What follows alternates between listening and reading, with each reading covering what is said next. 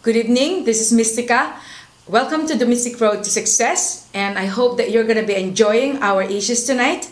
And it's not only about environmental stuff, but also some other issues coming from our viewers. So please stick around and stand by because we're going to be right back.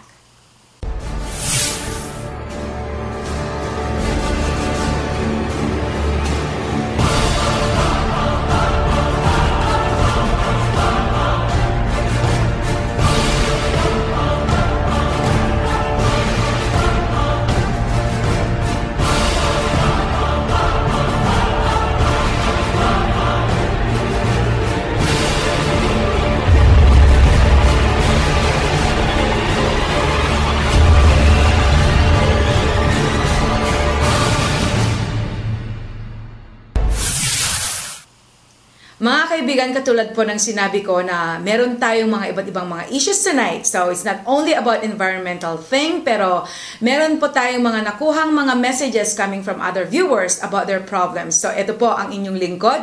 Bilang tagapayo sa inyo, okay, magbibigay sa inyo na kung ano dapat ang ating gawin para sa ating mga problema. Okay, here's also a problem about somebody who's involved at work, okay. It so happened that the first time that he was looking for a job, and of course it's so hard to go out there and then try to look for a job until the time that the employee was actually a relative of his. And of course, you know, as a relative, of course, you have to prioritize also. I mean, that's our own, you know, pananaw kung minsan, di ba? Because pinagbibigyan natin first, you know, we're giving priority to people who are actually related to us. It's either a brother, a friend, or a relative, okay? So, yun nga, nabigyan po siya ng trabaho. And at the end, bigla na lang nawalan siya ng trabaho due to some other reasons. Okay. Now, bakit? May mga whys, bakit daw siya nawalan ng trabaho while in fact he was doing his job? Okay. Ang isang employer, he's not just going to fire somebody or hindi na lang siya basta-basta mag-lay off ng isang empleyado if that employee is actually doing a good job to that company.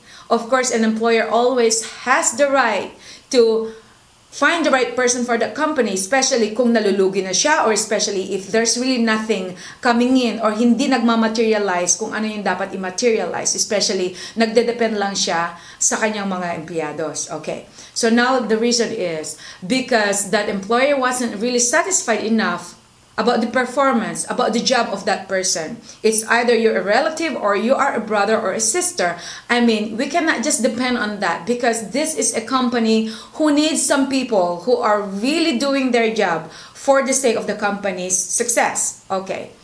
Hindi mo siguro na gawa kung ano yung responsibility mo being an employee. Otherwise, a certain employer is not just going to lay you off or he's not or she's not just going to fire you. Meron din dahilan kung bakit ka nawalan ng trabaho. And of course, as employer, because I'm also an employer, ako ay boss din, alam ko kung gaano kahirap talaga maghanap ng isang tamang empleyado. Okay.